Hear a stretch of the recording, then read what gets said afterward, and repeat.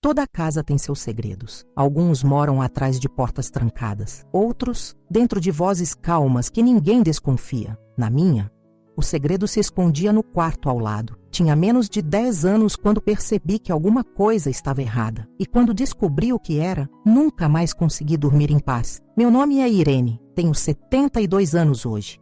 E falo com vocês da cidade de São José dos Campos. Se você chegou até aqui, quero te pedir uma coisa. Enquanto ouve a minha história, pense na sua. E se em algum momento você se lembrar de algo que viveu, que te marcou ou que ainda dói em silêncio, escreve aqui nos comentários. Às vezes, quando a gente compartilha, a dor encontra abrigo. E se você sentir que essa história merece chegar a mais pessoas, curta o vídeo e se inscreva no canal. Não porque eu estou pedindo, mas porque talvez alguém precise ouvir isso hoje. Minha mãe era uma mulher de rosto bonito, fala doce e sorriso constante. Pelo menos, era assim que ela se mostrava para o mundo. Na rua, era elogiada por ser educada e delicada. Na igreja, sempre estava na frente, com o véu dobrado perfeitamente, a Bíblia no colo e os olhos baixos, como se orasse mesmo quando só respirava. Ninguém suspeitava de nada, nem meu pai. Ele era operário de fábrica, desses homens que saem de casa antes do sol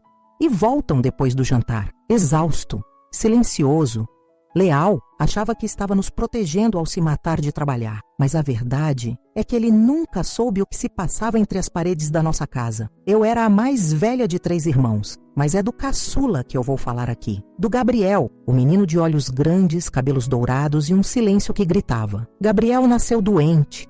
Passou os primeiros meses da vida no hospital. Mamãe dizia que ele era fraco, mas eu via nos olhos dela que o problema não era exatamente esse. Ela não o via como filho. Verdade seja dita, às vezes eu achava que ela o via como um estorvo, um fardo. E quando ninguém mais estava olhando, ela deixava isso claro. A primeira vez que notei foi numa noite de terça-feira. Tínhamos jantado sopa de legumes. Eu lavei a louça como sempre fazia. Papai já havia ido se deitar. O despertador dele tocava às 4 da manhã. Eu estava indo para o quarto quando ouvi um barulho abafado, como se algo tivesse caído no chão. Depois, um choro contido. Voltei devagar pelo corredor. A luz do quarto do Gabriel estava acesa. Encostei o ouvido na porta. Minha mãe falava baixo, mas com uma raiva gélida que eu nunca tinha escutado antes. Você me dá nojo, nem parece meu filho. Se contar para alguém, eu digo que foi você quem me bateu primeiro. Senti minha espinha gelar. Minhas pernas travaram.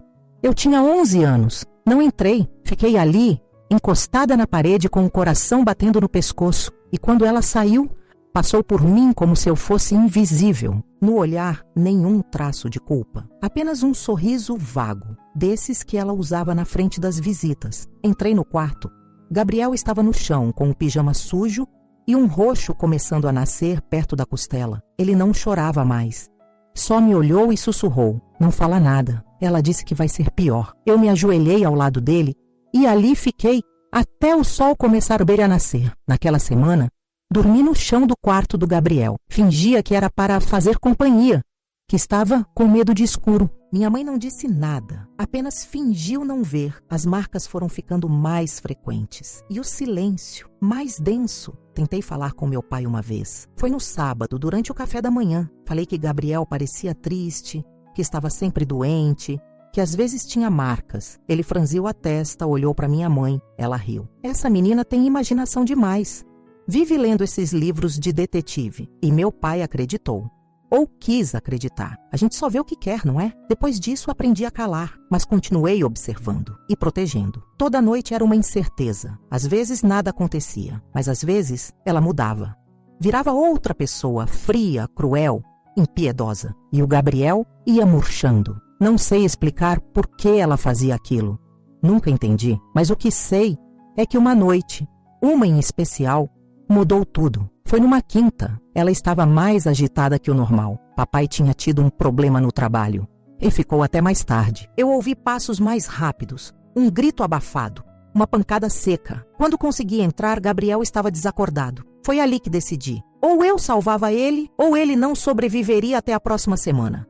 E você? Já teve que tomar uma decisão impossível por alguém que amava? Já se viu sozinha, sendo a única a enxergar algo que ninguém queria ver? Me conta nos comentários. Talvez a sua história ajude outra pessoa a ter coragem também. Se quiser continuar ouvindo a minha, eu vou continuar logo, logo. Mas só se você estiver comigo. Naquela noite, quando encontrei o Gabriel desacordado, o tempo parou. Ele respirava, mas mal. Tinha um corte pequeno acima da sobrancelha e um roxo crescendo rápido no pescoço, como uma sombra tentando tomar conta de tudo. Eu tremia. Não sabia o que fazer. Chamar o socorro? Mas e se a polícia viesse? E se me separassem dele? E se ela negasse tudo de novo? Então, fiz o que podia. Lavei o ferimento com cuidado, com a água morna do balde da lavanderia. Abracei o corpo mole do meu irmão e fiquei ali até ele abrir os olhos. Ele me olhou como se pedisse desculpas, mas era eu quem sentia a culpa. Não fui eu quem causou aquilo, mas também não fui capaz de impedir. E naquele momento, a vergonha me engoliu. Na manhã seguinte, inventei uma desculpa para não ir à escola. Disse que estava com dor de barriga. Minha mãe apenas assentiu com a cabeça. Estava estranhamente calma. Arrumou o cabelo com cuidado. Passou perfume, pegou a bolsa e saiu. Trancou a porta da frente, mas esqueceu a de trás. Ficamos sozinhos, eu e Gabriel. Preparei mingau, cortei um pedaço de pão velho em 4 partes para parecer mais. Ele não disse nada, mas comeu tudo devagar, olhando para mim como se quisesse entender o que vinha depois. Foi quando senti, era hora de parar de ser filha e começar a ser irmã. De verdade. Peguei uma folha do caderno e comecei a escrever. Meu irmão está sendo machucado. Ele não fala porque tem medo. Mas eu vi, várias vezes. E se eu sumir, é porque tentei proteger ele. Dobrei o papel em 4. Escrevi meu nome atrás, com letras grandes. Guardei dentro da Bíblia do meu pai, entre os Salmos, onde ele sempre lia aos domingos. Era um recado, caso tudo desse errado. Passei a observar minha mãe com mais atenção. Ela tinha hábitos fixos. Toda terça e sexta ia à feira. Toda quarta ajudava na quermesse da igreja. Sábados passava na casa da vizinha costureira. E nas noites em que o pai estava em casa, nada acontecia. Era como se ela virasse outra pessoa. Dava risada, elogiava o jantar, beijava a testa do Gabriel antes de dormir. Teatro, cada cena, cada gesto. E eu comecei a decorar o roteiro dela. Não por curiosidade, mas porque precisava saber quando o palco ia desabar de novo. Certa noite, resolvi seguir ela discretamente. Ela disse que ia ao mercado da esquina, mas virou para o lado contrário. Esperei 2 minutos e saí. Descalça, com medo de fazer barulho, segui pelas calçadas escuras. Ela entrou num sobrado azul claro, com as janelas fechadas e a luz acesa apenas nos fundos. Esperei do outro lado da rua. Não dava para ver muito, mas ouvi risos abafados, vozes, um copo quebrando. Ela saiu meia hora depois, ajeitando a blusa e sorrindo sozinha. Não levava nenhuma sacola. Aquilo me acendeu outra certeza. A maldade dela não era descuido, era escolha. No domingo seguinte, aproveitei que meu pai dormia na rede da varanda e sentei do lado dele. Fingi ler um livro, mas estava ali por outro motivo. Esperei ele abrir a Bíblia. Quando ele chegou no Salmo 91, a folha caiu. Ele pegou, leu, franziu o senho. "O que é isso?" ele perguntou. Fingi surpresa. "Não sei, mas parece sério, pai." Ele ficou em silêncio, leu de novo, guardou no bolso e não falou mais nada. Mas naquela noite, ele não dormiu. A semana passou tensa. Minha mãe parecia inquieta. Reclamava de tudo. Disse que o feijão queimou por culpa minha, que Gabriel estava ficando folgado, que o dinheiro da casa estava sumindo. Mas dessa vez, ela não bateu, não gritou, não ameaçou. Ela sentia que algo estava mudando. Só não sabia o quê. Eu sabia que não podia continuar ali para sempre, mas também não tinha para onde ir, nem a quem pedir ajuda. Até que uma tarde, tudo virou. Recebemos uma visita inesperada, uma assistente social. Disse que tinha vindo fazer uma avaliação de rotina. Minha mãe gelou. Eu senti o sangue correr nas minhas veias como se algo estivesse finalmente fazendo sentido. Ela tentou sorrir, tentou oferecer café, mas a mulher foi direta. "Podemos conversar com as crianças a sós?" Minha mãe hesitou. "Por quê? É procedimento." Ela olhou para mim. Eu segurei a mão do Gabriel com força e naquele aperto disse tudo o que ele precisava saber. "Vai dar certo." A entrevista foi feita no quintal. Primeiro comigo, depois com ele. Falei tudo, com calma, sem exageros. Falei do que vi, do que ouvi, das marcas, dos medos e da carta que deixei na Bíblia. Ela anotou tudo. Não me interrompeu. Só olhou nos meus olhos com um olhar que eu nunca tinha recebido antes de um adulto. Respeito. Quando terminou, ela levantou e disse: "Vamos encaminhar."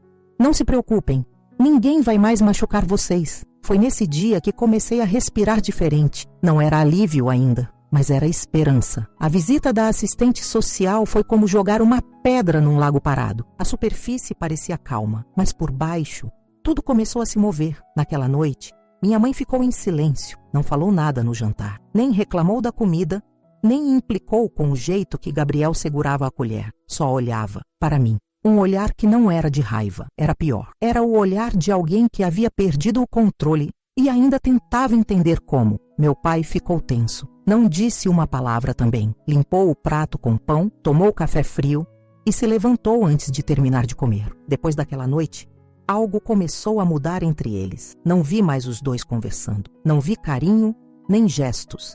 Vi apenas distância. Ela, inquieta. Ele, calado.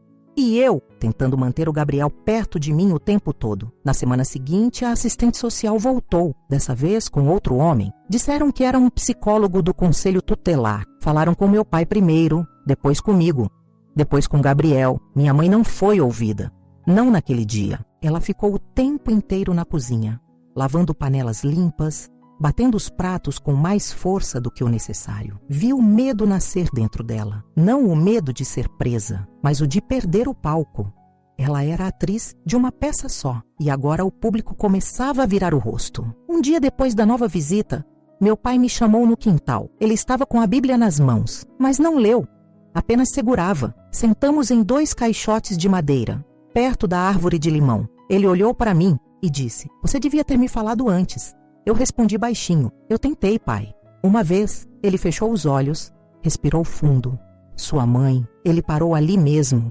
Não terminou a frase, porque não havia o que dizer. Naquele dia, ele dormiu no sofá. Não por briga, mas por escolha. Aos poucos, a casa foi se dividindo em 2 mundos. De um lado, meu pai, eu e Gabriel. Do outro, minha mãe. Ela ainda tentava manter o controle. Punha a mesa com exagero, como se fosse Natal. Arrumava o cabelo com mais dedicação. Chegou até a fazer um bolo de milho no meio da semana, coisa que só fazia em época de festa junina. Mas ninguém elogiava. E o silêncio virava muro. Certa noite, ouvi meu pai chorando. Era um choro baixo, contido, daqueles que só escapam quando a gente já não aguenta mais. Fiquei ali, atrás da porta da sala.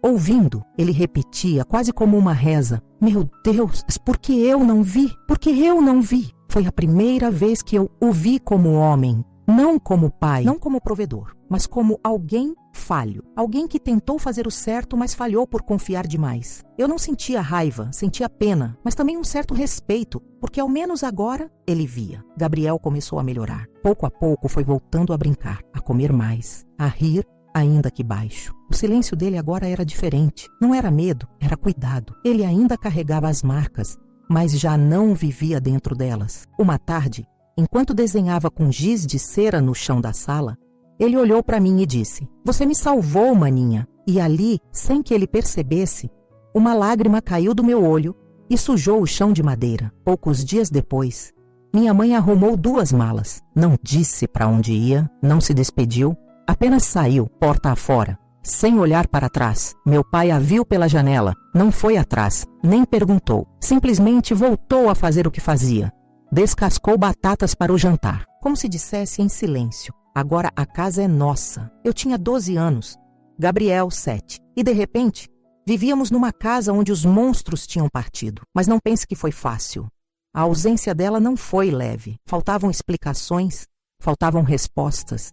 E às vezes, mesmo sem ela, o eco da presença dela ainda doía. Havia dias em que Gabriel acordava gritando, dias em que ele me perguntava se a mamãe ia voltar, e eu não sabia o que responder, porque a verdade é que eu também não sabia. Um mês depois recebemos uma carta. Era dela, escrita à mão, sem saudade, sem desculpa. Dizia apenas: "Estou bem, preciso de um tempo. Cuidem-se." Assinado sua mãe. Meu pai leu e não disse nada. Rasgou a carta e jogou no lixo. Aquilo foi o fim simbólico, não da dor, mas da esperança de que ela algum dia seria o que fingiu ser. Minha mãe saiu sem dizer adeus, mas de certo modo, a ausência dela gritava em cada canto da casa, na toalha de mesa esticada demais, nos copos de vidro que ninguém mais se importava em alinhar, no espelho do corredor que pela primeira vez embaçava de forma honesta. Durante anos, minha mãe foi o centro do palco. E agora o palco estava vazio, mas as cortinas continuavam balançando. Nos primeiros dias, meu pai tentava manter uma rotina. Acordava cedo, passava o café, deixava o Gabriel na escola e ia para a fábrica. À noite, assistíamos televisão com o volume baixo, comíamos o que desse e íamos dormir cedo. Não havia conversas longas, nem explicações, mas havia um certo alívio no ar. Eu sentia falta de algo que nunca tive, uma mãe carinhosa, mas não sentia falta dela. E essa diferença, embora parecesse cruel, era a verdade. Gabriel começou a fazer terapia. A assistente social nos encaminhou para um grupo de apoio. Uma vez por semana, íamos até o centro comunitário. Lá, ele desenhava, falava pouco, mas sorria mais. A psicóloga me olhava de forma diferente, como quem enxerga em mim um tipo raro de coragem. Mas eu não me sentia corajosa. Sentia apenas cansada de ter sido adulta tão cedo, de ter guardado o choro tantas vezes, de ter contado os segundos no escuro, torcendo para que os gritos não viessem naquela noite. Um dia, Gabriel me perguntou por que a mamãe fazia aquilo. Eu engasguei. Não sabia explicar. A maldade não tem lógica para quem ama. E ele amava. Mesmo depois de tudo, ele ainda chamava ela de mamãe. Ainda guardava o bonequinho que ela tinha dado no aniversário de 4 anos. Ainda dormia com o pijama antigo que ela comprou, mesmo manchado. Crianças não sabem odiar direito. Elas se machucam por dentro, mas continuam esperando. Continuam acreditando que de alguma forma o amor vai voltar. E eu só conseguia abraçá-lo e dizer: ela estava doente, Gabriel, mas agora a gente está seguro. Agora vai ficar tudo bem. Demorou meses até que a palavra mãe voltasse a ser dita na casa. E quando era, saía com cuidado, como quem pisa em vidro quebrado. Nos aniversários ela não aparecia. Nos dias das mães, meu pai nos levava para a casa da tia Cida, irmã dele, que fazia bolo e colocava música alta para disfarçar o silêncio que nos acompanhava por dentro. Gabriel foi crescendo. Começou a jogar futebol no campinho da esquina. Fez 2 amigos inseparáveis. Ria mais alto e às vezes até contava piadas. Mas bastava um barulho mais forte, uma porta batendo com pressa, e ele encolhia de novo. A ferida ainda estava ali, fechada por fora, aberta por dentro. Com 15 anos comecei a trabalhar como ajudante numa papelaria. Precisava ajudar meu pai, mas também queria sentir que podia construir alguma coisa minha. Toda noite, quando deitava, lembrava do quarto de quando era criança, do jeito como o Gabriel dormia encolhido, do bilhete escondido na Bíblia, da voz da minha mãe sussurrando ameaças como quem canta uma canção. Eu não queria esquecer, porque esquecer para mim seria negar, e negar seria abrir espaço para tudo voltar. Alguns anos depois recebi uma notícia. Minha mãe estava morando em outro estado, tinha casado de novo, tinha outro filho. A notícia veio por uma prima distante que viu nas redes sociais. Mostrou a foto num celular. Lá estava ela, com um bebê no colo, sorrindo. Na legenda, algo como: agradecida pela nova chance que a vida me deu. Eu não chorei, não senti raiva, mas senti um certo frio, como se tivesse visto um fantasma andando de mãos dadas com alguém inocente. Fechei o celular e entreguei de volta. Não quis saber mais nada. Gabriel nunca soube desse bebê, nem que ela tinha recomeçado. Achei que não devia contar. Por que mexer no que finalmente estava em paz? Ele tinha acabado de entrar na faculdade. Estava indo bem. Tinha uma namorada doce que tratava ele com cuidado e me mandava mensagens do tipo: maninha, hoje tirei 9 na prova de anatomia. Te amo.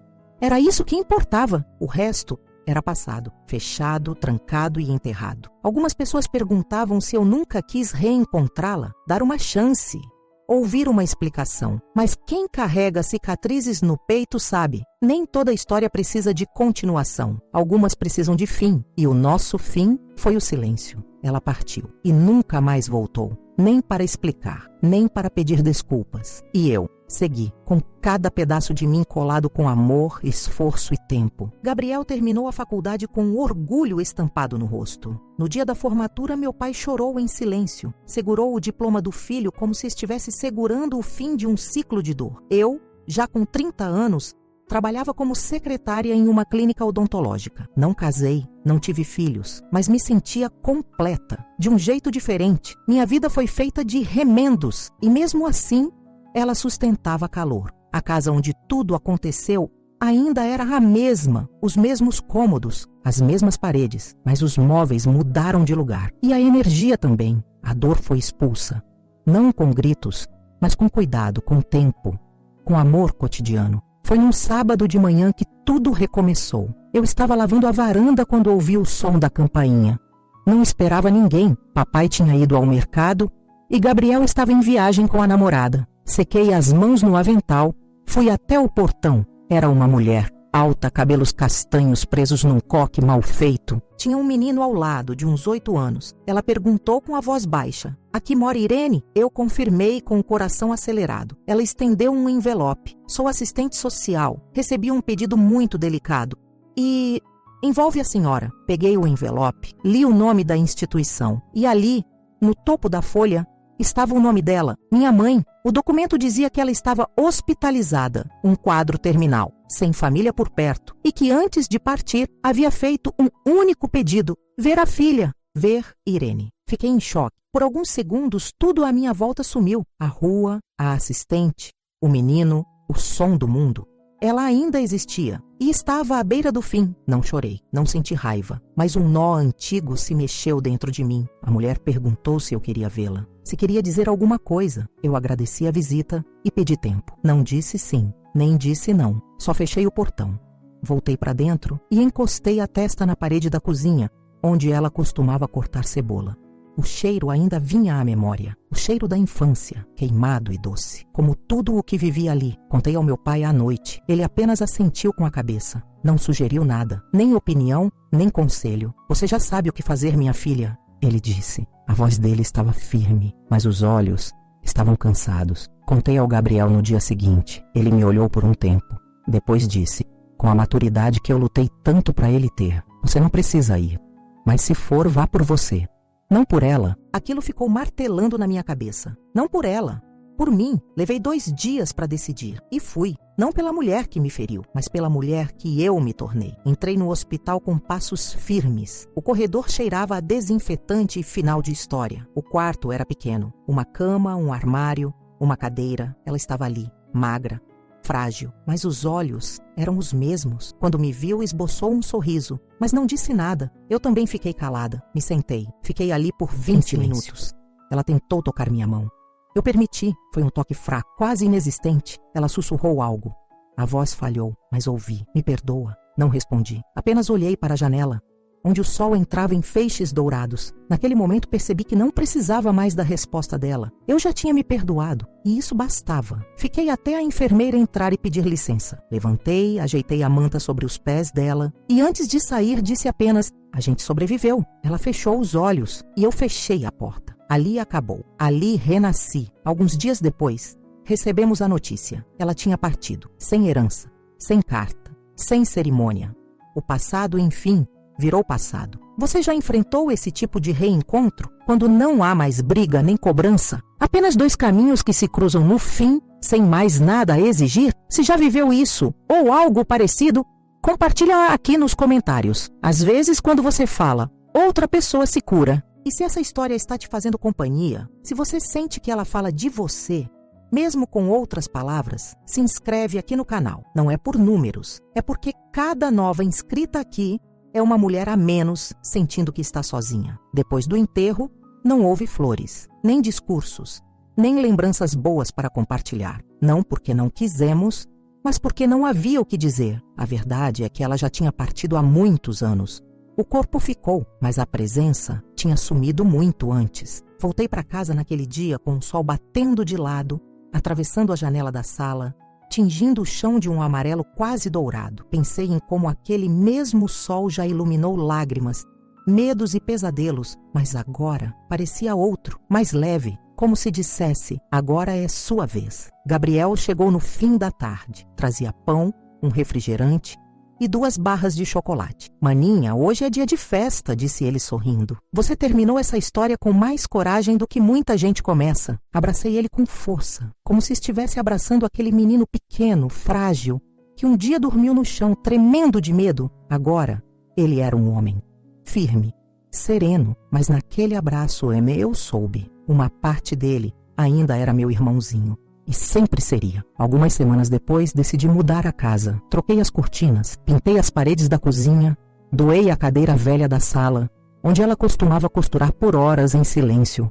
Queria que cada canto tivesse um novo começo. Transformei o antigo quarto dos meus pais em uma pequena biblioteca. Estante de madeira, tapete de crochê, uma luminária simples no canto. Ali, comecei a escrever, não histórias, mas lembranças. Escrevia porque precisava entender e porque, no fundo, queria deixar algo para o Gabriel, algo que contasse com palavras delicadas aquilo que um dia fomos forçados a viver. Uma dessas tardes, enquanto passava o café, lembrei de uma cena antiga, da primeira vez que li um livro inteiro sozinha. Tinha 9 anos. Era um romance simples, deixado na sala de espera do consultório médico. Li de ponta a ponta em 3 dias. Chorei no fim, não porque era triste, mas porque me senti vista. Era como se alguém, em outro tempo, tivesse escrito aquelas palavras para mim. E agora, era isso que eu queria fazer. Escrever para outras meninas, outras mulheres, outras Irenes espalhadas por aí que acham que precisam carregar o mundo sozinhas. Foi então que criei uma coluna num jornal local. Enviei um texto.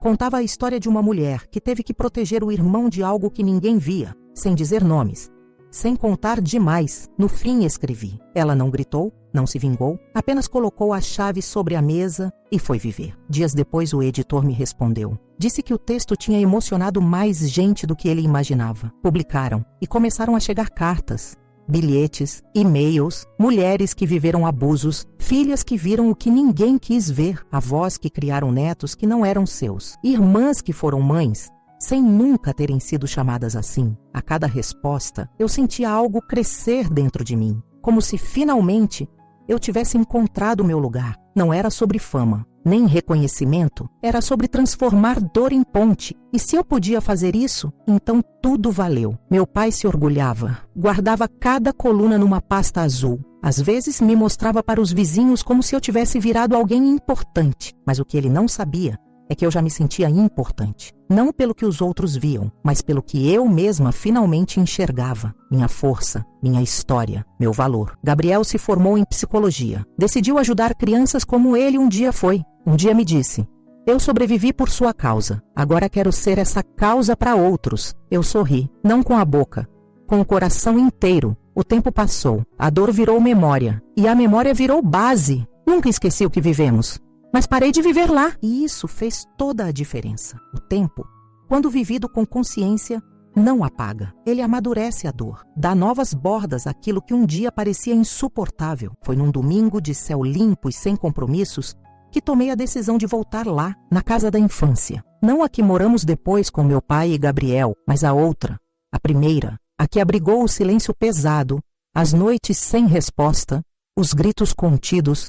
Sim, a casa onde tudo começou. Ela ficava num bairro antigo da cidade. As ruas continuavam estreitas, os muros baixos, os quintais grandes. Demorei quase 30 anos para passar por ali novamente. Não era medo, era respeito. Respeito pelo que eu fui, pelo que vivi e pelo que consegui sair sem deixar me destruir. Gabriel me perguntou se queria companhia. Agradeci, mas disse que precisava ir sozinha. Ele entendeu, porque só quem já carregou um mundo dentro do peito entende que certos caminhos precisam ser trilhados com os próprios pés. Cheguei em frente ao portão no meio da tarde. Estava mais enferrujado do que eu lembrava. O número da casa tinha caído e alguém pintou de novo, torto com um pincel grosso. As janelas eram outras, a pintura descascada, mas a estrutura ainda era a mesma. Fiquei ali, parada, observando. Não queria entrar, nem precisava. Era um reencontro com a paisagem, com a memória, com a menina que um dia sentava no degrau da porta, abraçada ao joelho, ouvindo os sons da cozinha e tentando decifrar se aquela noite seria segura. Vi a sombra da árvore que ficava ao lado da varanda. Ela ainda estava lá, mais alta, mais torta, mais viva. Sorri com os olhos marejados. Nem tudo o que nasce em terreno árido morre. Na bolsa eu levava algo. Uma caixa pequena de madeira clara. Gabriel me ajudou a fazer. Dentro estavam 3 objetos. Um desenho antigo que ele fez quando tinha 5 anos, mostrando nós dois segurando uma pipa. Um pedaço de pano do vestido azul que minha mãe usava quando a assistente social chegou e a carta original que deixei na Bíblia do meu pai. Esses 3 itens contavam tudo, sem palavras: a dor, o cuidado, a coragem. Ajoelhei perto da árvore, cavei com as mãos devagar, como se cada grão de terra me pedisse tempo. Enterrei a caixinha ali, num buraco raso, mas suficiente. Não era para ninguém encontrar, era para eu soltar. Fiquei ali, ajoelhada por alguns minutos. Olhei para o céu, senti o vento mexer no meu cabelo grisalho e falei baixinho: está terminado. Ninguém ouviu, mas o universo, eu sei, escutou. Na volta para casa não chorei, não senti raiva, não tremi, senti apenas paz. Aquela casa, por tanto tempo, foi símbolo do medo, mas agora era só uma construção antiga. O que ficou em mim não era mais dor, era história, e história bem contada não ensina. Meu pai estava sentado na varanda esperando. Gabriel tinha feito café. O cheiro me abraçou assim que entrei. Meu pai não perguntou nada, apenas me entregou uma caneca. Nela estava escrito: coragem também é calar o que não precisa mais ser dito. Sorri. Talvez ele não soubesse o que eu tinha feito, mas sabia o que aquilo significava. Naquela noite, escrevi a última coluna do ano. Nela, falei sobre voltar aos lugares onde a gente chorou, sobre como às vezes a vida pede que a gente se despeça de novo, mas com outra versão de nós mesmos. Escrevi assim: não voltei para lembrar, voltei para me libertar, porque há dores que, para cicatrizarem por completo, precisam ser enterradas com as mãos. Enviei o texto ao jornal e dormi com a alma leve. No dia seguinte, a editora me ligou. Disse que nunca tinha recebido tantos retornos emocionados. Uma senhora de 82 anos escreveu dizendo: li o seu texto e finalmente consegui abrir a caixa onde guardei as cartas do meu filho que nunca mais voltou. Obrigada por me mostrar que não é tarde. Uma mulher de 40 mandou um e-mail curto. Voltei na casa da minha mãe. Bati palmas, mas não entrei. Só quis mostrar para mim mesma que agora quem decide sou eu. E uma adolescente escreveu: não sei como você sabia, mas precisava desse texto hoje.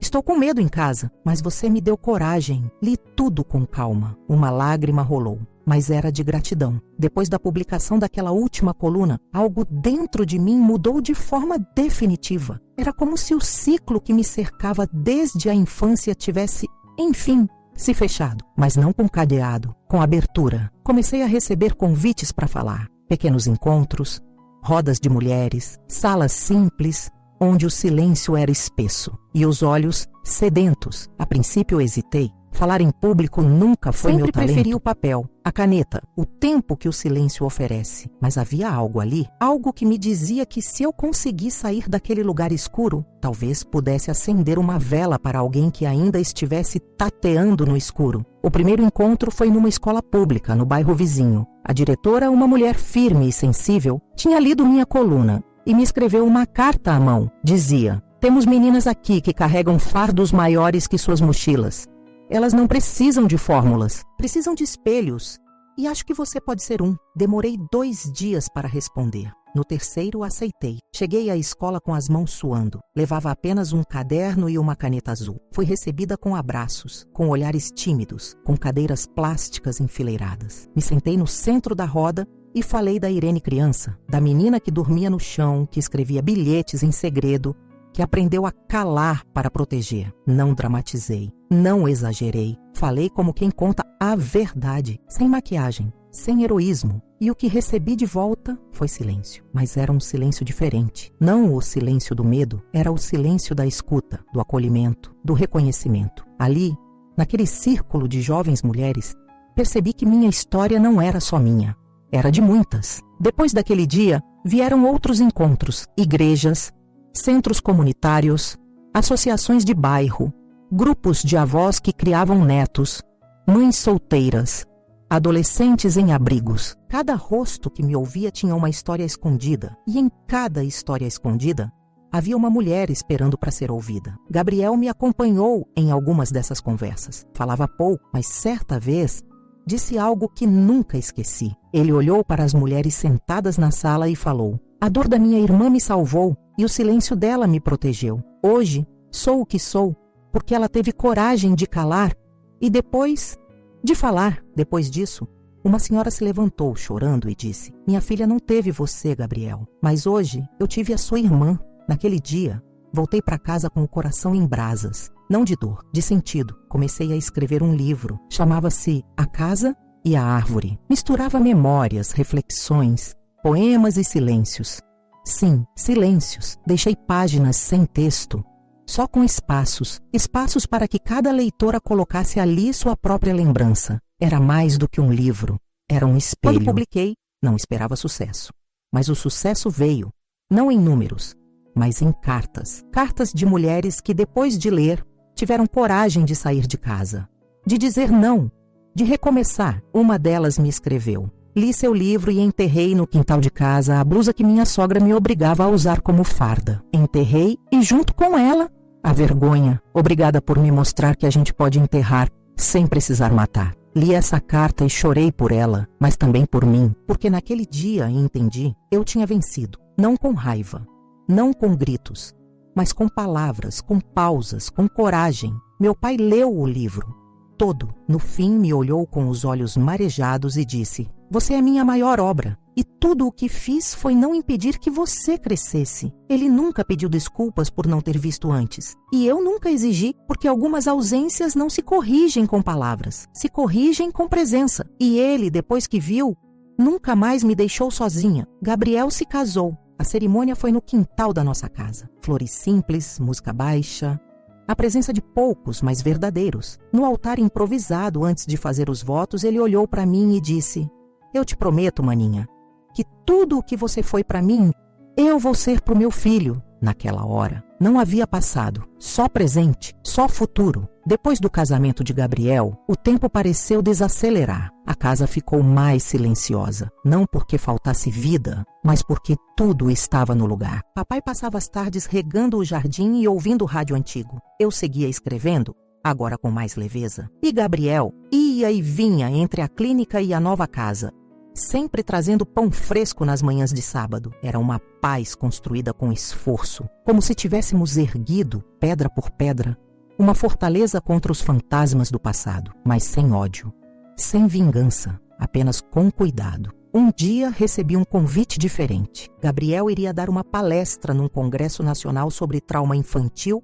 e resiliência. Pediu que eu fosse. Você não precisa falar nada, disse ele. Só queria que estivesse lá, porque se eu estou aqui hoje, é por causa de lá atrás. Aceitei, sem saber o que esperar. A sala estava cheia. Profissionais da saúde, educadores, terapeutas, gente que estuda o sofrimento humano todos os dias, mas que naquele momento parecia disposta a escutar algo mais íntimo. Gabriel subiu ao palco com os mesmos olhos que eu conhecia aos 4 anos de idade. Doces, firmes, verdadeiros. Falou de estatísticas, falou de casos clínicos, mas no final disse que queria contar uma história pessoal. Respirei fundo. Sabia o que viria. Ele contou, com detalhes, com precisão, com respeito. Disse que foi uma criança silenciosa, que havia monstros em sua casa, que sua mãe não era a mulher que os outros viam e que o mundo só começou a mudar quando uma menina de 11 anos decidiu ser irmã e escudo. As pessoas o olhavam com atenção, mas foi quando ele disse o que veio depois que tudo mudou. Ele desceu do palco, andou até onde eu estava sentada, estendeu a mão e me chamou ao palco. Eu hesitei, mas fui. Lado a lado, ele segurou o microfone e disse: muitos aqui me chamam de Dr. Gabriel, mas só eu sei quem foi minha verdadeira terapeuta, minha primeira, minha mais importante. Esta mulher, esta é Irene,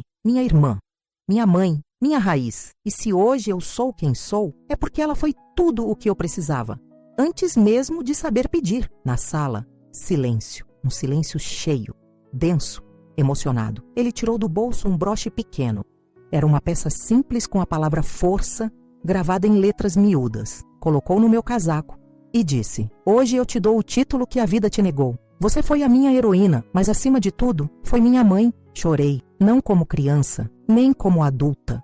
Chorei como mulher, como quem, depois de uma vida inteira carregando pedras, finalmente vê flores nascerem no próprio caminho. Voltamos para casa naquela noite em silêncio. Não o silêncio do passado, mas o da gratidão. Papai nos esperava na varanda, com chá quente e olhos orgulhosos. Não perguntou como foi, apenas nos abraçou. E naquele abraço, senti algo raro, como se, enfim, tudo tivesse se encaixado. Dias depois, publiquei minha última coluna antes da aposentadoria. O título era simples: Chamam de mãe, às vezes tarde demais. E escrevi assim: ela não deu à luz, não passou noites embalando um berço, mas protegeu com o corpo, com a alma, com o silêncio. Foi irmã, foi guarda-chuva, foi coragem debaixo da cama. E por isso, um dia, ouviu aquilo que nunca esperou escutar: mãe, obrigado. Encerrava ali, não uma carreira, mas uma travessia. O livro teve nova edição. O título foi mantido, mas a dedicatória mudou. Dizia: para todos que aprenderam a chamar de mãe aquela que nunca exigiu ser chamada assim. Gabriel me deu, tempos depois, uma cadeira de balanço, colocou na varanda de frente para o jardim. Disse: aqui você vai escrever seus próximos capítulos, nem que seja só dentro da cabeça. E é aqui que escrevo agora, nessa cadeira, com o vento leve, com o passado quieto e com o coração inteiro. Faz alguns meses que tudo está mais calmo. A vida finalmente encontrou um ritmo que não exige correria, nem justificativas, nem explicações. Acordo cedo, tomo meu café devagar, sento na varanda com minha cadeira de balanço e o cheiro do jardim que papai cultivou por tantos anos. Ele agora dorme mais, fala menos, mas ainda me olha com aquele brilho no olho de quem sabe que, no fim das contas, valeu a pena. Gabriel me visita toda semana. Traz o filho pequeno que corre pela casa como se tivesse crescido ali. E, de certo modo, cresceu. Ele conhece cada canto, cada nome das plantas. Sabe que o banco de madeira do fundo range quando a gente senta de lado. Ele me chama de vó, mas às vezes, sem querer, me chama de mãe. Gabriel ri e diz: é justo. E eu sorrio, porque é. Outro dia, ele me entregou um envelope. Dentro, um convite. Era uma cerimônia de homenagem a profissionais que marcaram vidas. Educadores, médicos, assistentes sociais, cuidadores. No fim da lista, meu nome, Irene Martins, reconhecida por sua contribuição à escuta, ao acolhimento e à transformação de histórias silenciadas. Parei por um instante, olhei para ele. Por que isso agora? Perguntei. E ele respondeu: porque agora o mundo precisa saber o que eu já sei há muito tempo. Você não salvou só a mim, você ensinou muita gente a sobreviver. Chorei, mas em silêncio. Como sempre fiz, a cerimônia foi simples. Cadeiras de madeira, mesa com toalha branca, flores colhidas no jardim, mas cada rosto ali carregava uma história. E cada aplauso era mais do que palma, era reconhecimento. Quando me chamaram, caminhei devagar até a frente, as mãos frias, o coração calmo. Peguei o microfone, olhei para todos e disse: não vim aqui para contar a minha história, porque a minha história já está contada. Vim aqui para lembrar vocês que toda mulher, em algum momento da vida, carrega alguém nas costas e que, às vezes, não precisa parir para ser mãe. Basta proteger, basta ficar, basta amar, mesmo no escuro. Aplausos. Mas não chorei ali. Guardei tudo dentro do peito, como sempre fiz, porque meu silêncio é mais forte que qualquer discurso. Voltamos para casa com o céu limpo. O menino dormia no banco de trás. Gabriel dirigia com o braço esquerdo apoiado na janela, como papai fazia anos atrás, no rádio. Uma música antiga, daquelas que falam de tempo, de estrada, de saudade que não dói mais. Quando ele estacionou, segurou minha mão por um instante. Mãe, só isso, disse ele. Mas a voz era outra. Não era a voz de um menino machucado, nem a de um jovem tentando agradecer. Era a voz de um homem inteiro, reconhecendo a mulher que o salvou. Naquela noite, não dormi cedo. Fiquei sentada na varanda, com a lua iluminando o chão, com a memória passeando devagar pela casa. Lembrei da Bíblia, da carta, do corte na sobrancelha do Gabriel, do olhar da minha mãe, frio como pedra. Lembrei da assistente social, da árvore, do enterro, da coluna, por fim, do broche. Lembrei da menina que fui, pequena, atenta, assustada, a que mesmo com medo se levantou, a que soube calar, mas também soube falar, na hora certa, com as palavras certas. Peguei o caderno antigo, onde comecei a escrever depois que transformei o quarto dos meus pais em biblioteca. Abri na última página e escrevi com minha letra torta. Não mendiguei afeto, não gritei para ser ouvida. Fiquei, protegi e ensinei, sem dizer tudo. Hoje ele me chama de mãe, mas não com a mesma voz. Com a voz de quem entendeu, com a voz de quem perdoou o passado, com a voz de quem me viu. Você também espera ser reconhecida por algo que fez em silêncio? Talvez um cuidado que ninguém viu, um amor que ninguém agradeceu, um gesto que ninguém aplaudiu. Escreve aqui nos comentários, porque talvez o mundo não tenha te visto ainda, mas a gente aqui, neste canal, vê, e se essa história encontrou morada dentro de você, se inscreve. Cada mulher que se junta a nós é mais uma vela acesa, mais uma presença dizendo: eu também sobrevivi. Obrigada por me acompanhar até aqui. Eu sou Irene, e agora sou inteira.